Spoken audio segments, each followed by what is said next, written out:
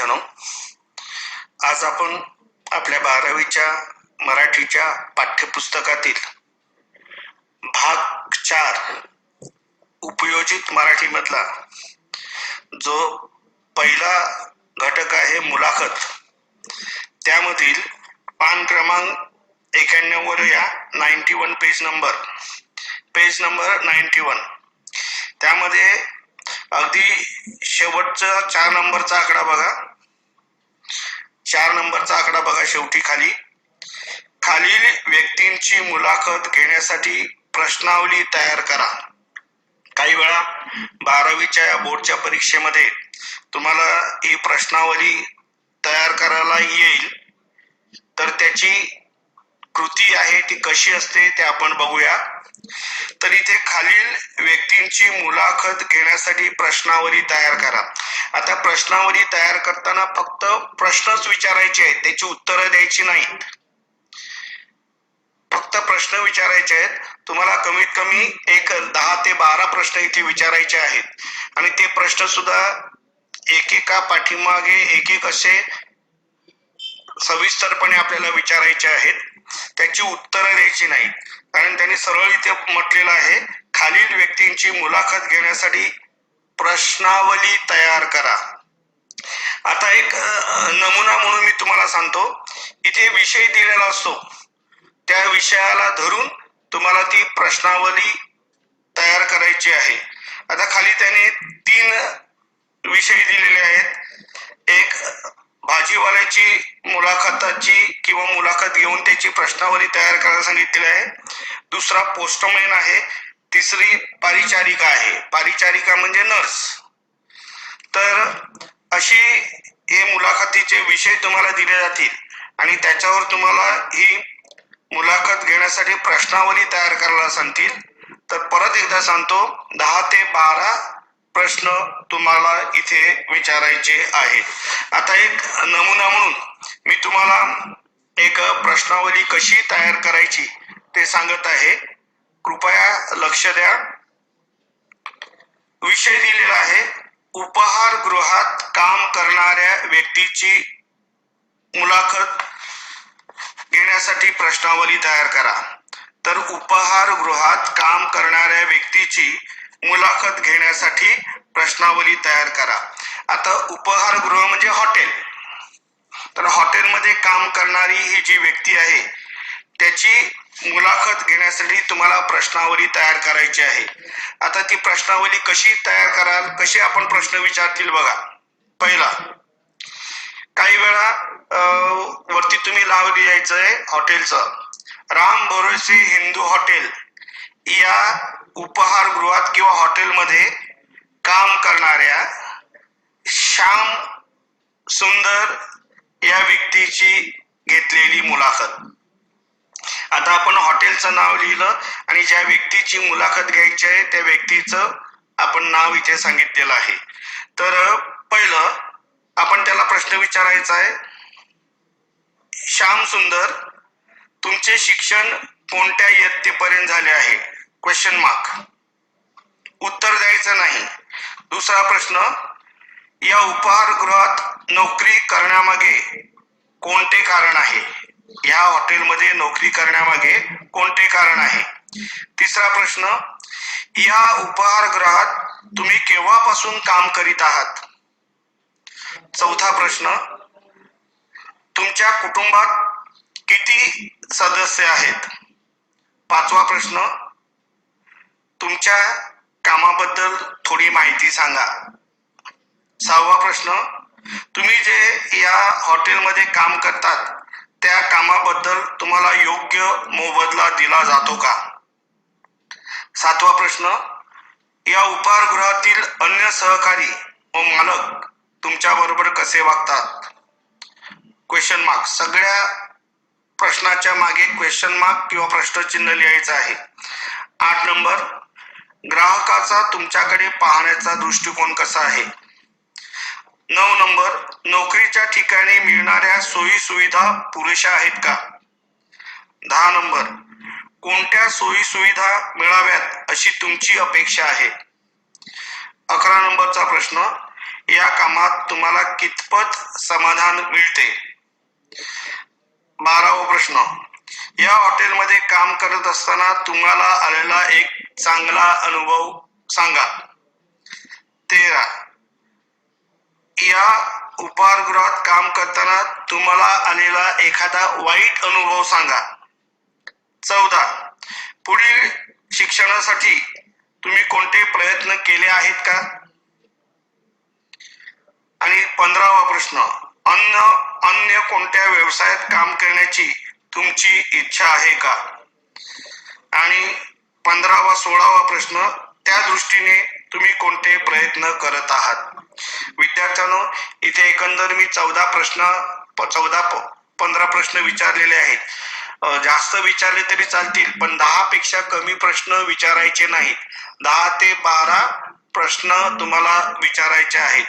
हे झालं तुमचं एक उपाहारगृहात काम करणाऱ्या व्यक्तीची मुलाखत. त्याच्यासाठी जी प्रश्नावली तयार करायची ती प्रश्नावली झालेली आहे.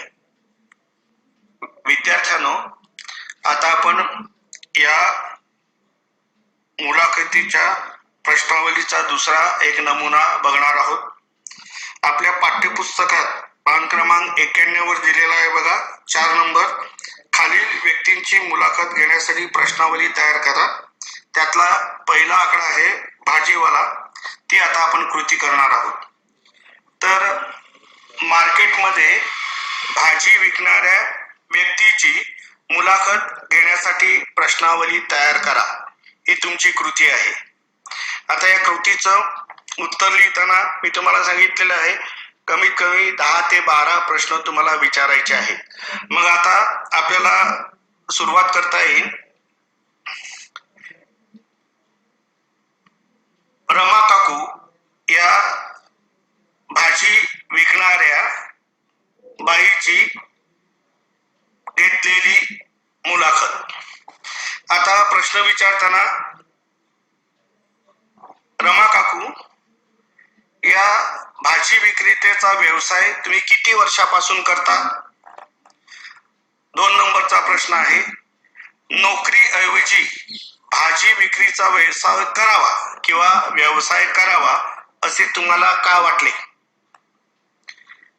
3, रमा काकू तुम्ही कोणकोणत्या प्रकारच्या भाज्यांची विक्री करता?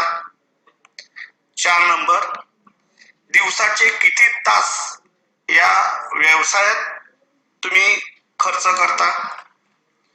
5 नंबर, भाजी विक्रीचा व्यवसाय कुटुंबातील सदस्यांचे कशा प्रकारे सहकार्य मिळते? तर भाजी विक्रीच्या व्यवसायात कुटुंबातील तुमच्या सदस्यांचे कशा प्रकारे तुम्हाला सहकार्य मिळते? पुढचा प्रश्न आहे, या भाजी विकताना लोकांची वर्तणूक कशी असते? पुढचा प्रश्न आहे, एखाद्या वेळी दुष्काळ पडला, रोगराई आली किंवा नैसर्गिक आपत्ती आली की भाजी विक्रीवर काय परिणाम होतो? पुढचा प्रश्न आहे, भाजी विक्रीच्या या व्यवसायातून दिवसभरात साधारणतः तुम्हाला किती फायदा मिळतो? पुढचा प्रश्न आहे, ही भाजी विक्री करत असताना तुम्हाला आलेल्या चांगल्या अनुभव कोणता? पुढचा प्रश्न आहे, भाजी विक्री करत असताना तुम्हाला आलेला एखादा वाईट अनुभव सांगा.